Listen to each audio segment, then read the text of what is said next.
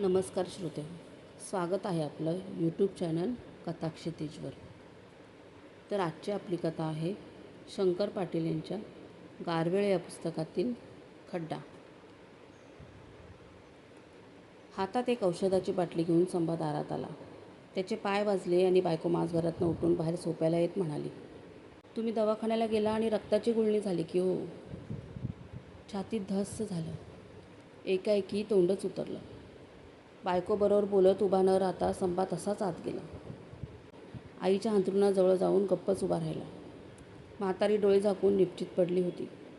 एकाला 3 महिने ती अंथरुणावर पडून होती. अंगात काही राहिलं नव्हतं.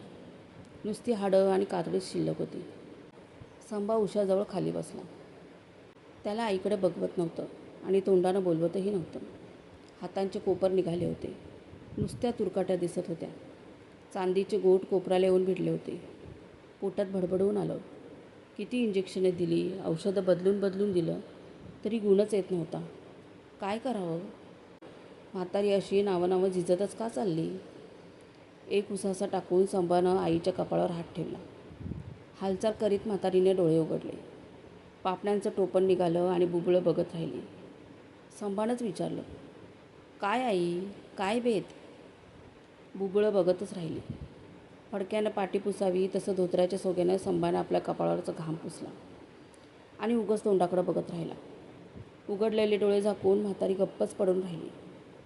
पायथ्याजवळ तोंडाला पदर लावून उभी राहिलेली तिची सून सांगू लागली, एक तांब्याभर रगात पडलं बघा. संभा उठला, न बोलता सोप्याला गेला.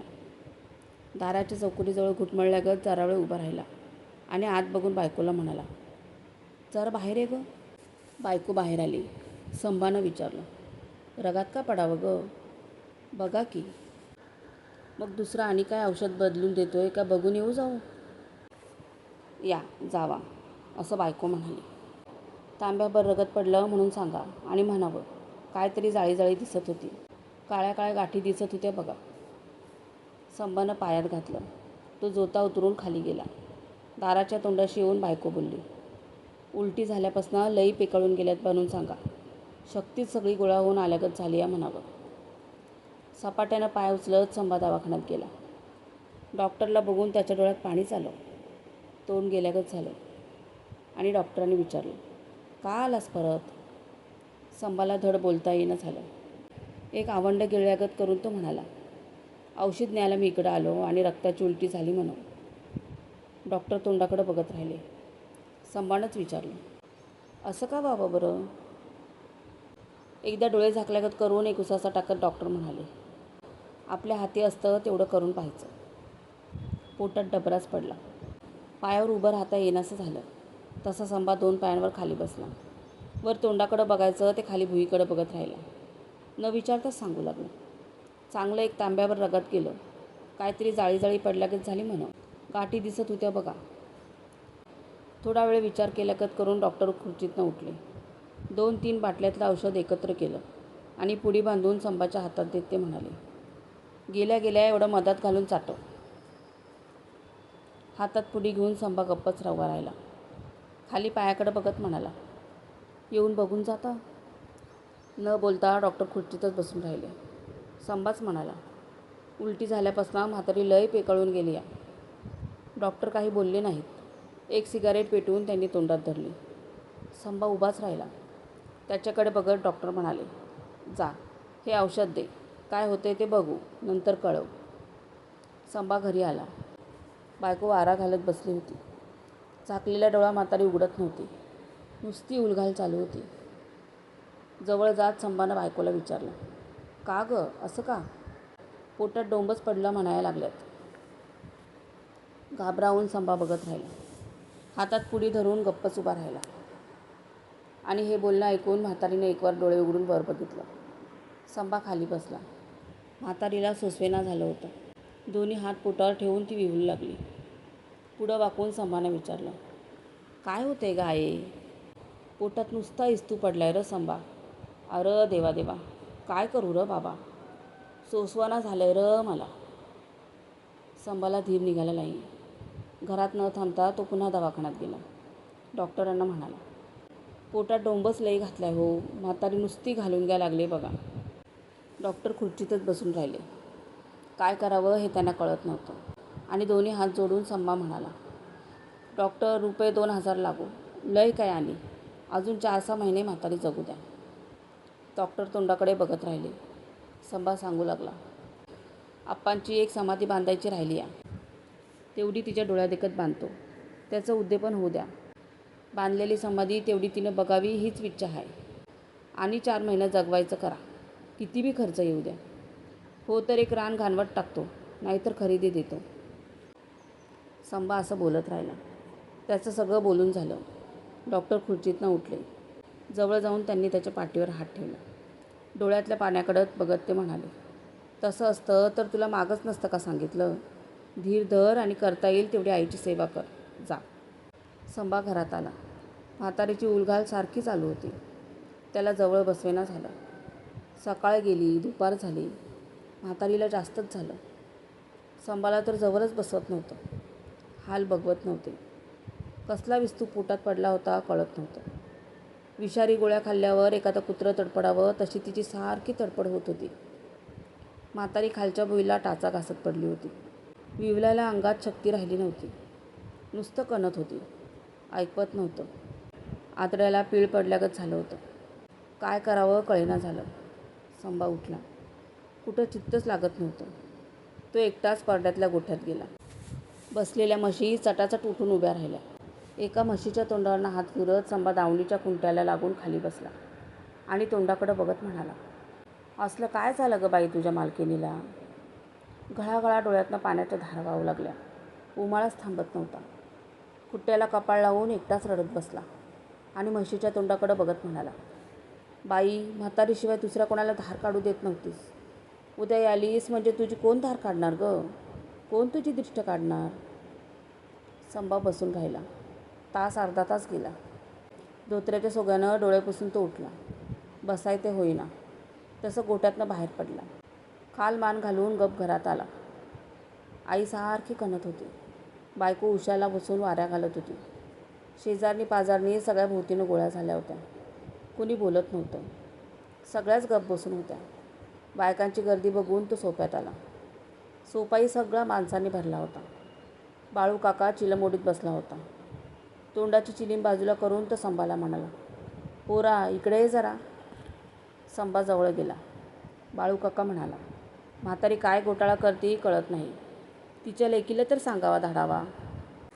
संभाचा विचार घेतल्यागत करून बाळू काकानं एक तिथे 4 गावांना माणसं सोडली. सायकली गेल्या आणि पोटात डबराच पडल्यागत झाला.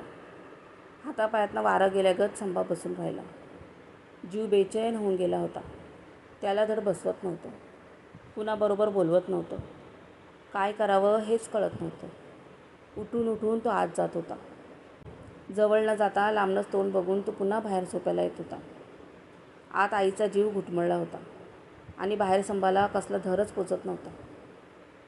सारखी उलघाल चालू होती. एका जागी बसवत नव्हतं. तोंडाला चिलीम लावून बाळू काका म्हणाला, तिची लेक तेवढी आली झटक्यानं तर बरं होईल. आजची रात जाणं कठीण आहे. बसलेला संभा उठून उभा राहिला. त्याला आत जाऊन बघायचं होईना झालं. घुटमळल्यागत तो तसाच उभा राहिला. न बोलता जोता उतरून बाहेर अंगणात गेला. पोरगं एकटंच का बाहेर गेलं म्हणून बाळू काकाही उठला. एक खाकरा काढल्यागत करून दाराच्या तोंडाशी येत म्हणाला, संभा बाहेर का रं. का नाही असं म्हणून संभा उन्हातच उभा राहिला. जोता उतरून बाळू काकाही खाली गेला. खांद्यावर हात ठेवून बोलला, असा धीर सोडून कसं भागल रं. दोघंही बाहेरच्या दगडी कट्ट्यावर बसले. मध्येच म्हातारी जोरानं विवळत होती. बाहेर ऐकू येत होतं. संभा म्हणाला, काका हे काय होऊन बसलं का. आज एकाएकीच लई झालं. लई तलमलाया लागली का. एकाएकीच कसं पोरा. 3 महिने झालं. झिजायला लागली नवं. पान पिकत आले बाबा, काय करायचं. दोन्ही हातानं संभानं आपलं कपाळ घट्ट दाबून धरलं. बोटात बोटं गुंतवून तिडा गाठल्यागत केला. करा करा दात वाजवून तो म्हणाला, सगळा घोटाळा झाला काका. तिच्या डोळ्यादेखत आप्पांची समाधी तेवढी बांधून व्हायची होती.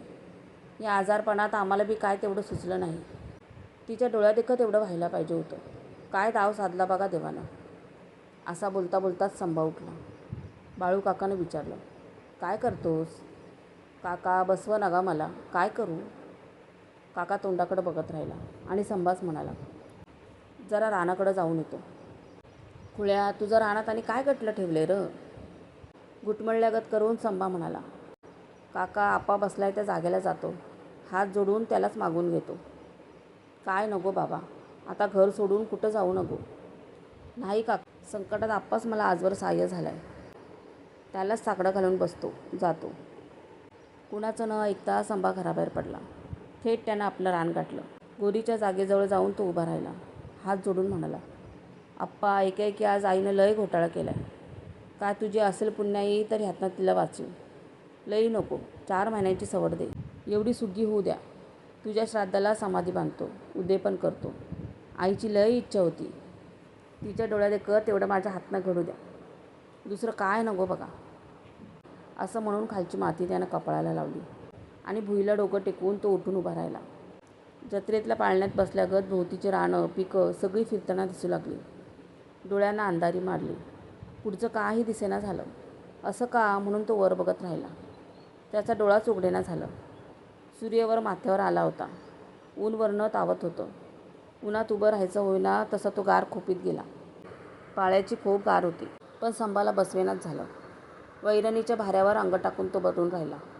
जीव सुचीत नव्हता. गप पडलं तरी पडू देईना झाला. काय करावं संभाला कळेना झालं. बसता येत नव्हतं. उठून घरी जावं तर भीती वाटत होती. मनानं धसका घेतला होता. आजवर त्यानं कुणाचं मरण बघितलं नव्हतं. मांडी द्यायची पाळी आली तर काय करायचं? तोंडात कसं पाणी घालू? जीव जाताना कसं डोळ्यांनी बघू? काय वेळ आणलीस रे बाबा?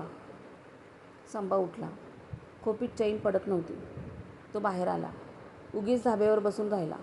बसवेना झालं. करावं तरी काय? बसलेला संभा उठला. उगाच रानाकडं बघत राहिला. कामं रगड पडली होती, पण सुचत नव्हतं. जोंधळ्यात तण उगवलं होतं. भांगलण करायची तशीच होती. तंबाखूचा शेंडा खुडायचा होता. 15 दिवस तिकडं ध्यानच कुणाचं नव्हतं. संभा उन्हातच सगळं रान फिरून आला. फिरणं झालं. आता काय करावं? एका जागी बसवत तर नव्हतं. धाबेवर उभं राहून त्यानं उगाच नजर टाकली. ऊसाच्या रानातलं पाणी जमिनीत जिरून एका अंगाची तंबाखू मार खात चालली होती. पाणी लागलं होतं. चर काढून निचरा केला तरच ते हाताला लागणार होती. संभा खोपीत गेला आणि एक कुदळ घेऊन बाहेर आला. उसाला लागून चर खणावी म्हणून त्याने धोतर वर कमरेला खोचलं. अंगातला सदरा काढून बाजूला ठेवला. हातात कुदळ धरली आणि पुढं बघून तो चर खणत राहिला. ऊन वरनं ओतत होतं. अंगातनं घाम खाली गळत होता. घामाची नुसती आंघोळ पडत होती. भात्यागत छाती वर खाली होत होती. संभा कुदळ हाणत उभाच राहिला. 3रा प्रहर उलटून गेला. 4था प्रहर लागला. ऊन तोंडावर आलं. संभा थांबला नाही. हात सारखे वर खाली होत होते. दात खाऊन तो कुदळ हाणत होता. मध्येच थांबून ओली माती वर येत होती आणि खड्डा आत आत जात होता. चर काढायची सोडून 4 हातांचा त्याने खड्डाच काढून ठेवला होता. गळा इतकं आत बुडवून कुदळ मारायचं काम त्याचं चालूच होतं. आणि एकाएकी हळी कानावर आली. धाबेवर उभा राहून त्याचे चुलत भाऊ रामू हळी देत राहिला होता. हातातली कुदळ बाजूला ठेवून संभा खड्ड्यातनं वर आला. तसा रामूच पळत येत म्हणाला, काय करायला लागलास रे संभा? न बोलता संभा गप्पच उभा राहिला आणि त्यानं खणून ठेवलेल्या खड्ड्याकडं बघत रामू म्हणाला, चल लवकर. कसं हाय आईला? घरघर लागली र, असं म्हणून रामूनं सांगितलं. तुझ्या पायात जीव ठेवून बसली बघ. माझ्या पायात? वय बाबा, पावलं वाजली की तेवढं तिकडं बघती. चल लवकर. संभा उभाच राहिला. काय बोलावं त्याला कळेना झालं आणि तोंडाकडं बघत रामू म्हणाला, तुझी अक्का बी आत्ताच आली या. ती बसली या उशाजवळ. खरं जीवच जाता जाईना झालाय बघ. असं म्हणून रामूनच खाली वाकून त्यानं काढून ठेवलेला सदरा त्याच्या हातात दिला आणि तगादा लावत तो म्हणाला, चल उचल पाय, तोंडभेट तर होऊ द्या बाबा. संभा खाली बसला. रामू खुळ्यागत त्याच्या तोंडाकडं बघत राहिला. संभा म्हणाला, रामू घरघर लागली आहे म्हणतोस? वय बाबा, आता बोलत बसू नको आणि. संभा उठला. दोघेही धावेवर आले. मध्येच थांबून तो रामूला म्हणाला, तू असं कर. कसं? असंच पळत जा. कल्लोबाच्या रानात भीमगोंडा असेल. त्याला तेवढं बोलावून घेऊन ये. तवं मी पुढं जातो. त्याला कुणी सांगितलं नाही वय? नाही नवं. तिकडे जाऊ म्हणतोस? पळच, येल घालू नको. अशानं असं सांग आणि पुढं घालूनच घेऊन ये. रामू बोलत उभा न राहता पळत सुटला. संभा बघत उभा राहिला. पीक आड येऊन तो दिसेना झाला. तसं संभानं तोंड फिरवलं आणि उसाच्या फडाकडं टक लावून तो बघत राहिला. त्याला कळेना झालं, हे काय करून बसलो मी? खुळ्यागत खड्डाच कसा खणून ठेवला? थोडा वेळ संभा बघत राहिला आणि हातपाय धुवायला म्हणून तो विहिरीत उतरला. जईवर उभं राहून त्यानं चांगले हात धुतले. नखात शिरलेली माती तो सावकाश बाहेर काढत बसला. आत माती शिरून काली झालेली नखं पांढरी दिसू लागली. हातपाय सगळे धुवून स्वच्छ झाले. मग ओंजळीत पाणी घेऊन खळाखळा त्यानं 2 चुळा भरल्या. एक बोट तोंडात घालून त्यानं दात घासले. पुन्हा चुळा भरल्या. कामानं पोटात खड्डा पडल्यागत झाला होता. पोट सगळं भकाळ गेलं होतं. तहानेनं जीव वाकुळला होता. पण पाणी प्यायचं सुचलं नव्हतं. तर तसाच पायऱ्या चढून वर आला. अंगात सदरा घालून उभा राहिला. धाबेवर उभं राहून त्यानं मावळतीकडं बघितलं. दिवस बुडायला गेला होता. 2 डोंगरांच्या मध्ये एक दरी दिसत होती. त्या दरीकडं तो बघत राहिला. आभाळातच खड्डा खणल्यागत दिसत होता. संभा बघत राहिला आणि एक उसाचा टाकून तो गावाकडं निघाला. पाऊलच उचलत नव्हतं. हातापायात वरुटे आल्यागत झाले होते. छाती धडधडत होती. इलाज नाही ते तो पाय उचलत होता. जाणं भाग होतं. वेस मागं गेली. पेठेतनं न जाता मधल्या बळानं तो घराकडं निघाला. शाळा आली. दगडी भिंतीला अंग टेकून तो तिथंच उभा राहिला. लांब उभा राहूनच घराकडं बघत राहिला. आणि एकाएकी दंगा कानावर आला.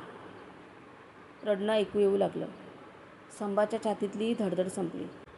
पावलात बळ आलं आणि एक वारं सुटावं तसं तो पळत सुटला. गेलेलं तोंड आलं आणि अंगणातच आई म्हणून त्यानं जबडा पसरला. धन्यवाद.